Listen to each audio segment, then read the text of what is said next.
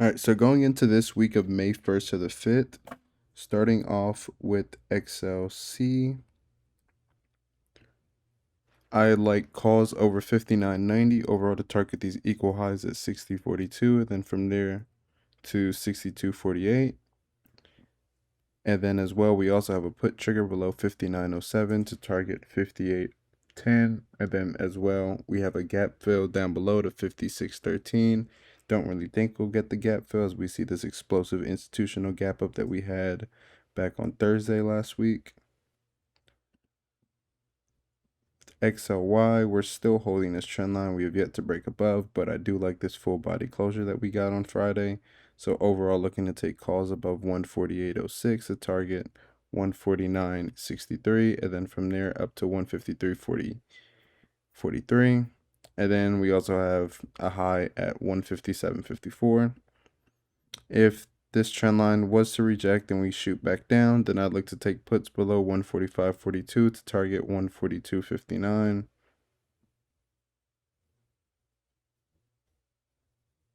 Next, we have XLP. XLP has been pretty damn strong ever since we got that breakout last from pretty much the start of April. So we have calls above 77.58, overall to target 79.26. And then we also have a put trigger at 77.04 to target 76.14, and then from there 74.97, and then we also have a gap fill down below at 74.11.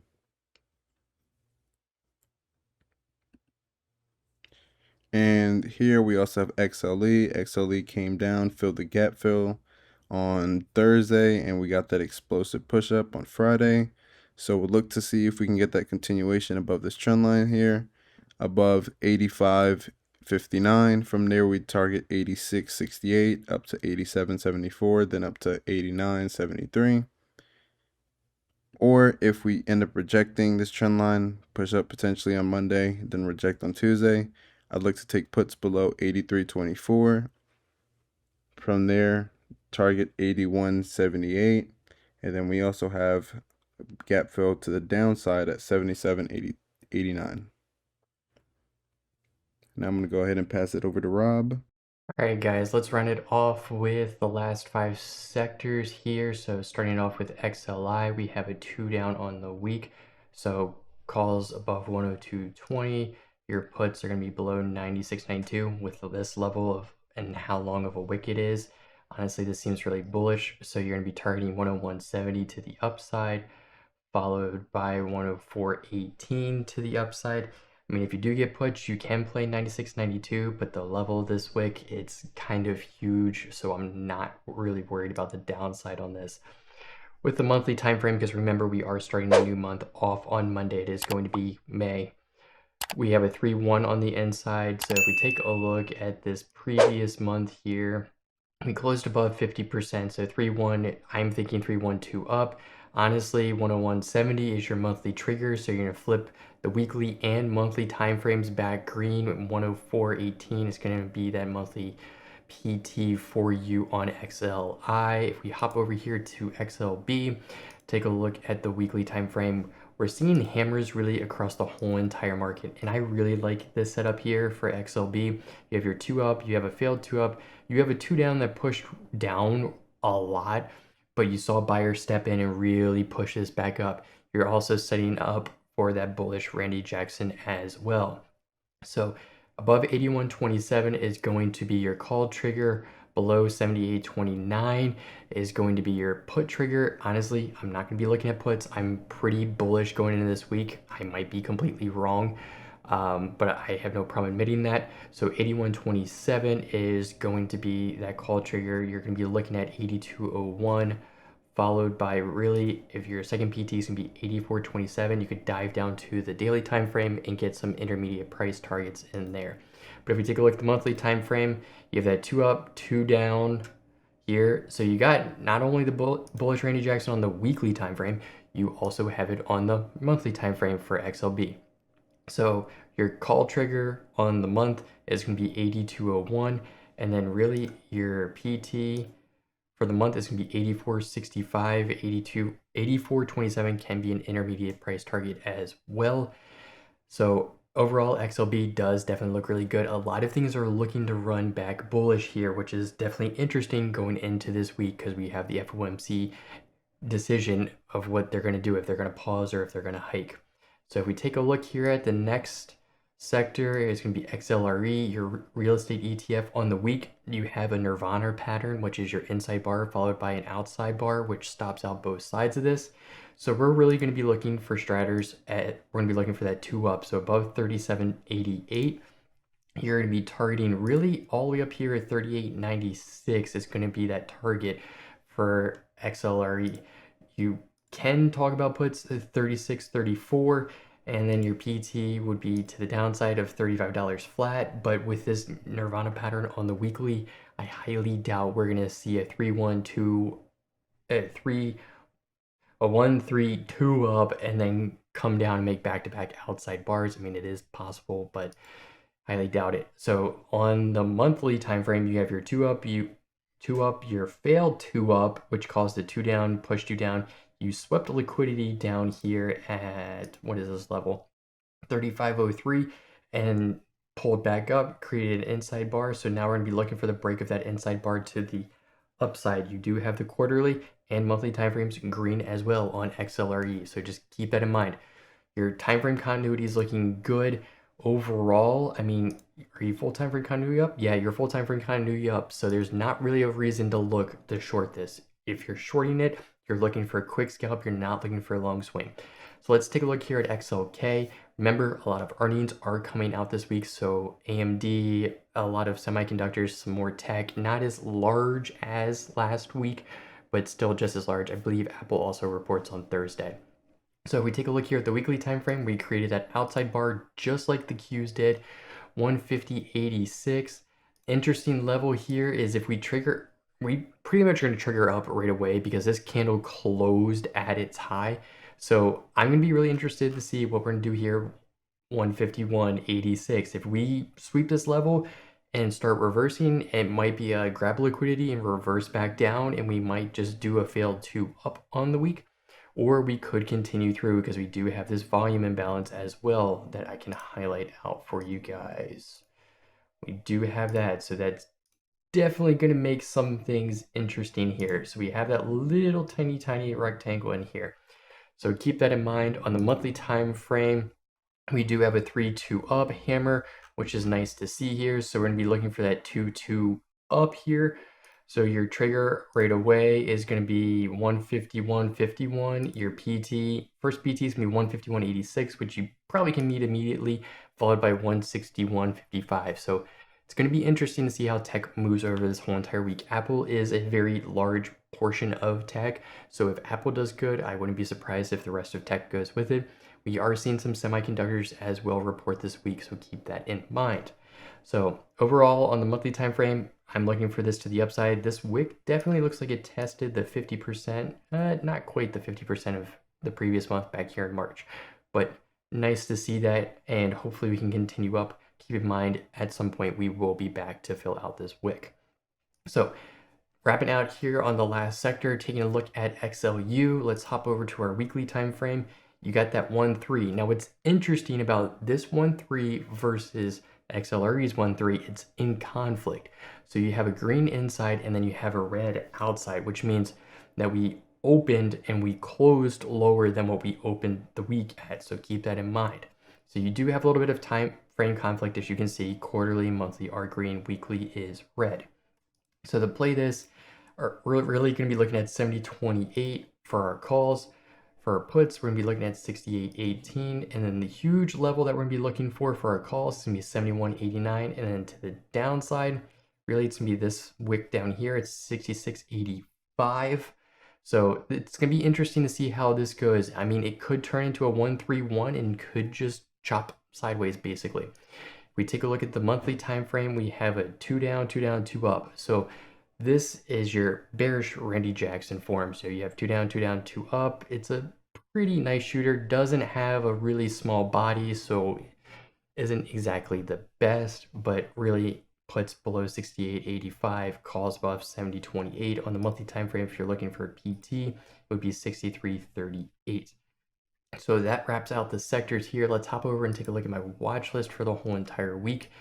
So AMD is going to be on the top of my watch list. Semis really have my attention because they look like they're about to run. You're at a downtrend line here, and if you take a look at the weekly time frame, you created this nice two down hammer here, which is beautiful. After going two up, two down for 1, 2, 3, 4, 5 weeks really in a row, it's time to reverse back up and see how we react really to this level that I have here. I believe at 87.73. So if you want to look for calls, you're going to be looking for it above 89.75, and then puts is going to be below 83.76. So keep in mind AMD does report earnings this week, so it is going to be a little volatile. I think they're expecting a 4% move this week. So really 92.16 is going to be your first PT on the weekly time frame, followed by 96.07.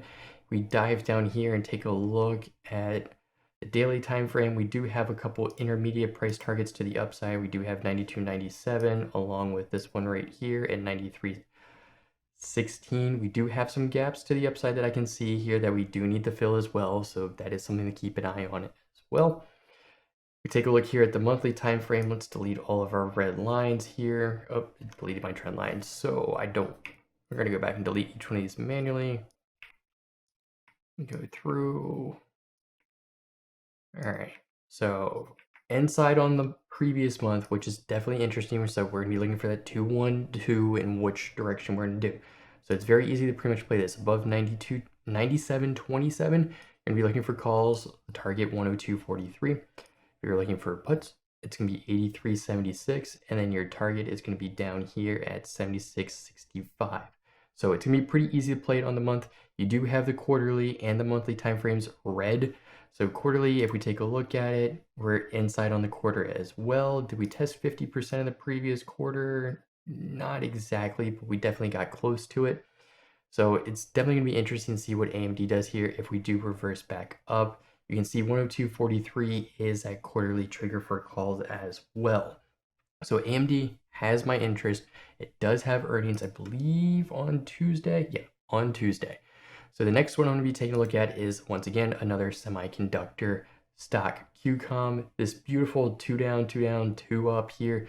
I'm curious to see if we're going to get this Randy Jackson to play out here on the daily time frame. I don't know if we are going to or not, because it has been in a downtrend. We did sweep a level of liquidity here as well and held this structure. Let's draw our horizontal line here.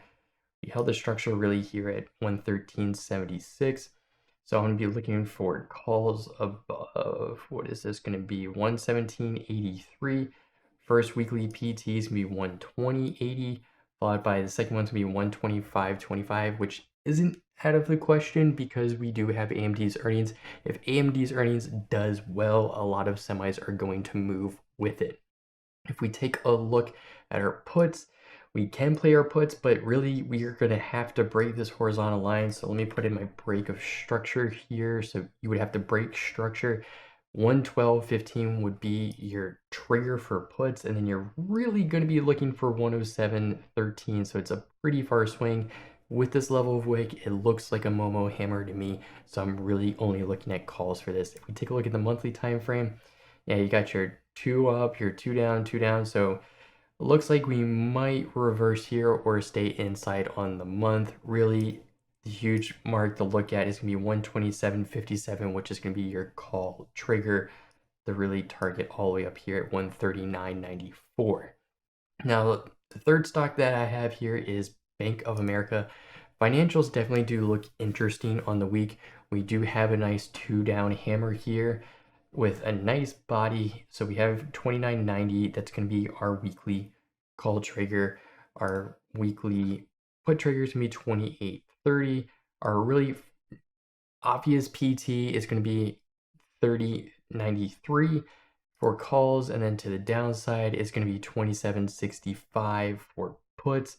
We take a look here at the monthly time frame. Yeah, you got a 2-1, and what this looks like to me is kind of a bottoming formation, and we're going to break up here. I'm going to do a 2-1, 2 on the month. That 30.93 is also the monthly call trigger as well. So keep that in mind. You do have your quarterly time frame, and your monthly time frame did finish out green as well. So just make notes of this.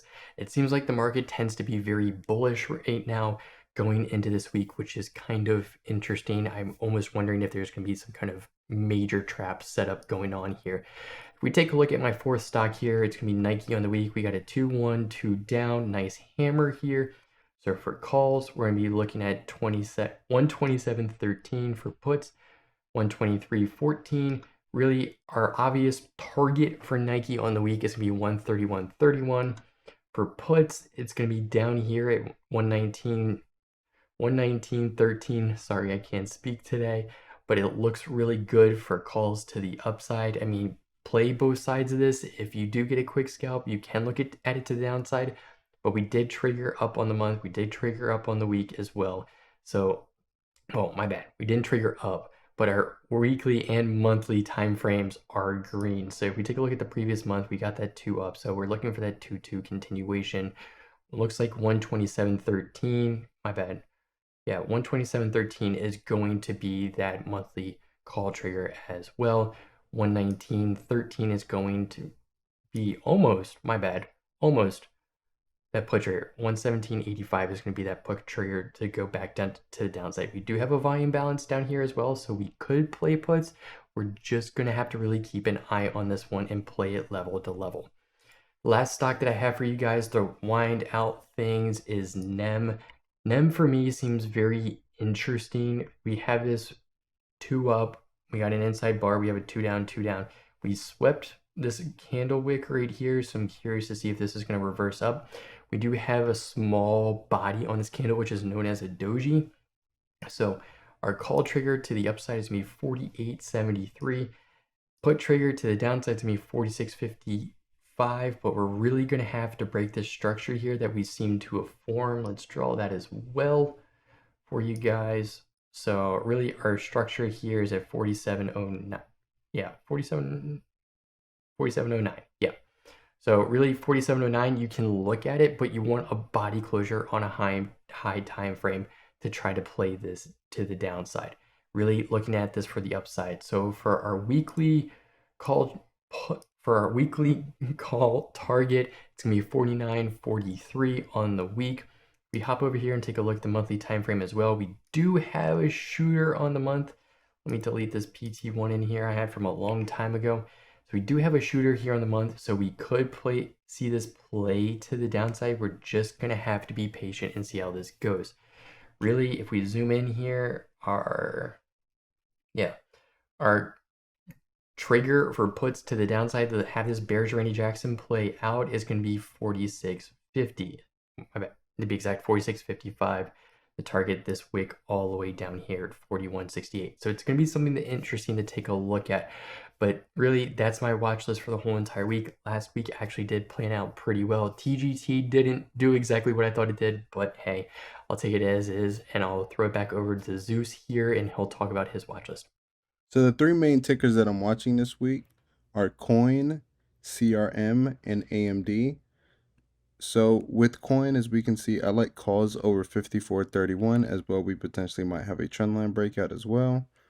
So if we do get the break above 54.31, I'm overall looking to target this 59.50 level that we had a hard rejection on, and from there headed to 65.90. And then we also have a gap fill up here at 67.25, and then we have equal highs up to 72.61. Now, I do also have a put trigger. If the trend line was to reject, then it would likely head back down to 50.81, and I would look to take puts this week below 53 to target 50.81, and then from there to 47.96. CRM as well, we have equal highs up here at 214, so I'd look to take calls above 198.65, target the equal highs, and then from there to 202.60.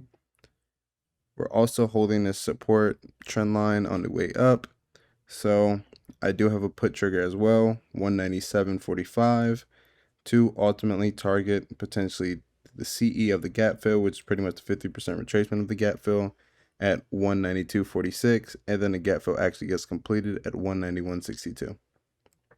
And if we were to break that trend line to the downside, from there, I'd target 187.30. And last and definitely not least, AMD. Tech looks like it potentially might want to pick up this week. So looking to take AMD calls above 89.70. From there to target the first gap fill at 91.04. From there, we have a price target at 92.16. And then another price target at 95.